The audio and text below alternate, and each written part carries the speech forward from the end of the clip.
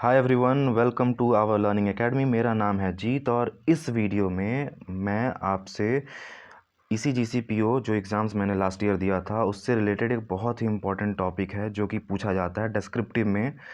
जैसे आपको पता है ना, डिस्क्रिप्टिव में दो चीज़ें पूछी जाती हैं। आप यहाँ पे देख सकते हो, essay writing as well as precis writing, right. इसमें जो इम्पोर्टेंट है कि प्रेसी राइटिंग, अच्छा एक बात और, दोनों 20-20 मार्क्स के आते हैं। तो हमें जो फोकस करना है कि वो हमारा मार्क्स कहाँ से ज़्यादा आए। तो कहीं ना कहीं अगर आप एसे और प्रेसी में कंपेयर करोगे तो आपको पता चलेगा कि प्रेसी इज़ अ लॉट ईजियर। तो पहला काम आपको क्या करना है, जो अगर मेरी आप स्ट्रैटेजी पूछोगे तो मैं पहले आसान चीज़ों को करना प्रेफर करता हूँ। तो कहीं ना कहीं अगर आप ऐसे से स्टार्ट करते हो बाई चांस और आपका टाइम नहीं बचता है तो कहीं ना कहीं वो आपको प्रेशर आ जाएगा प्रेसी करने में, राइट। इससे कहीं बेहतर है कि आप प्रेसी को कोशिश करो कि 10 से 12 मिनट में फिनिश कर लो, ताकि आपको एक अच्छा खासा एज एक्स्ट्रा टाइम मिल जाए ऐसे राइटिंग लिखने का। ठीक है, इस वीडियो में मैं प्रेसी राइटिंग से रिलेटेड बात करने वाला हूँ मेनली 3 चीज़ों पे। पहली चीज़ कि प्रेसी राइटिंग कैसे लिखते हैं, दूसरी चीज़ कि क्या क्या चीज़ें ध्यान रखी जाती है प्रैक्टिस करते टाइम, प्रेसी वहाँ पे लिखते टाइम, तीसरी चीज़ है कि सबसे रिलायबल सोर्स क्या है फ्री का प्रैक्टिस करने के लिए। तो वो मैं आपको यहाँ 3 चीज़ आपको बताने वाला हूँ, राइट। तो पहली चीज़, अगर मैं यहाँ पे डिस्कस करूँ कि प्रेसी को कैसे लिखते हैं, तो ये आपको ध्यान रखना पड़ेगा कि जो प्रेसी, अच्छा इंपॉर्टेंट एक और चीज़ है कि प्रेसी दो तरीके से, आप अगर देखो ना, दो तरीके से लिखी जाती है। अगर आप एसएससी में जाओगे तो वहाँ पे आपको पेन पेपर का भी यूज़ करने को मिल जाता है। जैसे इंटेलिजेंस ब्यूरो में अगर आप देखोगे तो वहाँ भी आपको पेन पेपर में भी प्रेसी लिखना पड़ा था, राइट। लेकिन इस एग्ज़ाम में आपको कंप्यूटर बेस्ड लिखना है, ठीक है। आपको कंप्यूटर पे टाइप करना है, प्रैक्टिस करना है, प्रेशर लिखना है आपको, ठीक है।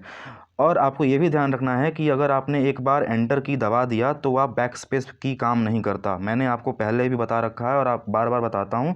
कारण ये है कि आप इस चीज़ का आदत डाल लो ताकि वहाँ पे आपको दिक्कत ना। मैंने अपने मार्क्स शेयर किया था और ये चीज़ आपको कोई पहले नहीं बताता। ये आपको जैसे ही आपका ये 200 मार्क्स का जो पहला पेपर है ना, ऑब्जेक्टिव टाइप जो है, ख़त्म होगा, आपको उसी टाइम पे बताते हैं कि आपका ये बटन काम नहीं करेगा। और कहीं ना कहीं इसके वजह से आपने देखा होगा ना, मेरे 2 मार्क्स से रह गए थे। और कहीं ना कहीं अगर वो 2 मार्क्स अगर मेरे डिस्क्रिप्टिव से भी आते तो मैं सेलेक्ट हो सकता था ना।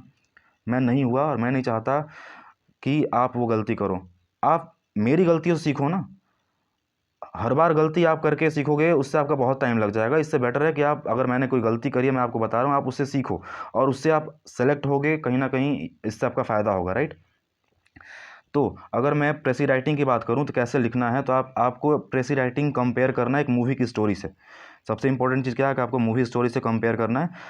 अब अंतर होता है, जैसे अगर आप मूवी की स्टोरी, अगर आप नहीं जाओगे देखने के लिए, मूवी की स्टोरी, आपका कोई फ्रेंड गया है मूवी देखने के लिए और आपको वो कहानी बता रहा है, ठीक है।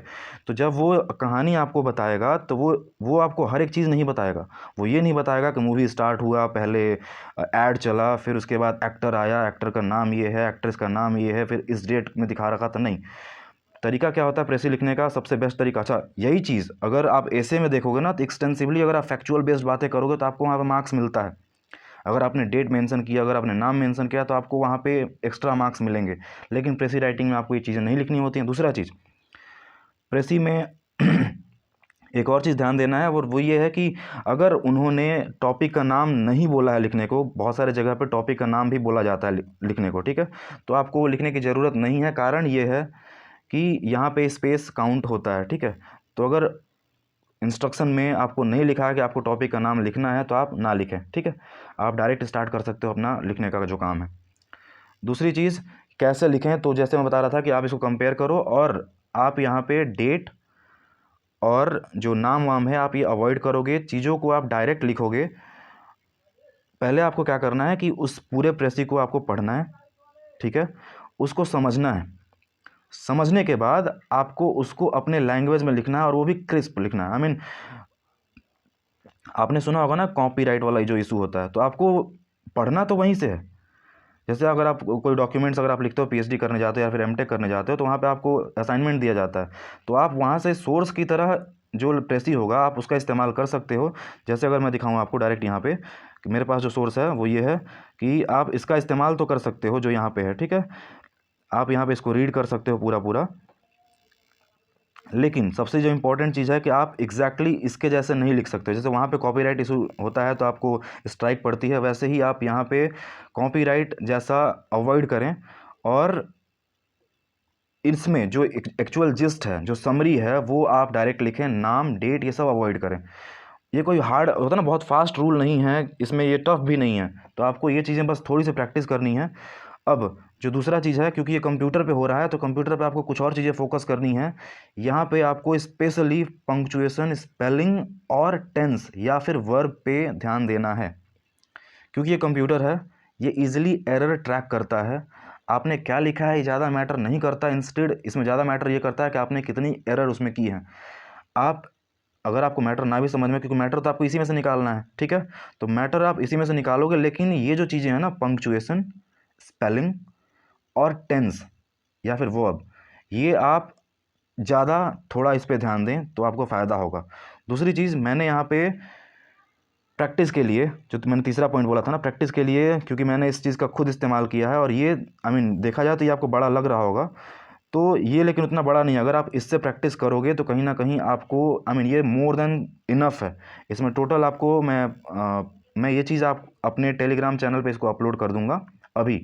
आप जैसे ये वीडियो ये पब्लिश होगा उसी मोमेंट ये वीडियो, ये पीडीएफ मैं अपने टेलीग्राम पे डाल दूंगा। आप वहाँ पे जाके इसको फ्री में प्रैक्टिस कर सकते हैं। 10 दिन बचा हुआ है। आई थिंक अगर आप एक दिन में एक भी प्रैक्टिस करोगे, ये मोर देन इनफ होगा आपके लिए, आपकी प्रिपरेशन के लिए, ठीक है।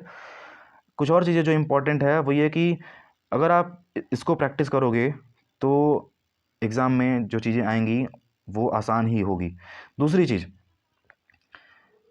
कई बार क्या होता है कि हमें आदत होती है हमें चीज़ों को बड़ा लिखने का, वहाँ पे वर्ड लिमिट होता है और वो वहीं पे पता चलता है एक्चुअल में इंस्ट्रक्शन में कि कितना लिखना है। ऑलमोस्ट मुझे लगता है 180 टू 250 के अराउंड होता है या फिर इससे कम ही होगा, राइट।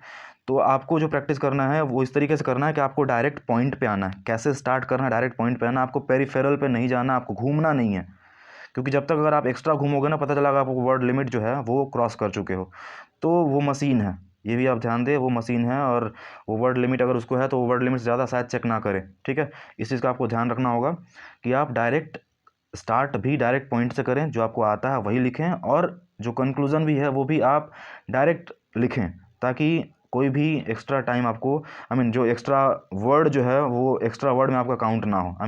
जितना लिखना है उतने में ही काउंट हो और मशीन उतना काउंट कर ले आपकी, ठीक है। इस प्रैक्टिस को मैं चाहता हूँ कि आप प्रैक्टिस करो।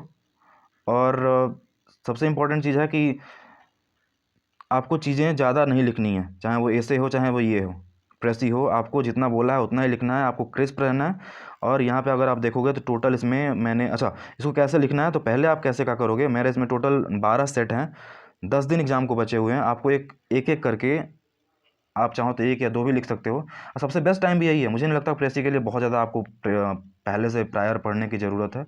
एक दो नंबर भी अगर आपका एक्स्ट्रा आता है, कहीं ना कहीं अगर आपका सिलेक्शन एक दो नंबर से हो जाता है, तो आपको पता चलेगा कि एक दो नंबर की वैल्यू बहुत ज़्यादा होती है। अगर वो प्रेसी से आती है तो वो और भी अच्छी बात है, ठीक है। तो आपको क्या करना है, पहले इसको पढ़ना है, फिर आपको इसको समझना है, फिर इसको आपको लिखना है, और उसके बाद कंपेयर करना है जो इसका सॉल्यूशन है, ठीक है। सॉल्यूशन से आपको कंपेयर करना है कि कितना आप इसके आसपास में जाके लिख सक कितना आपने इस चीज़ को कितना क्लोज आपने आंसर किया है, राइट।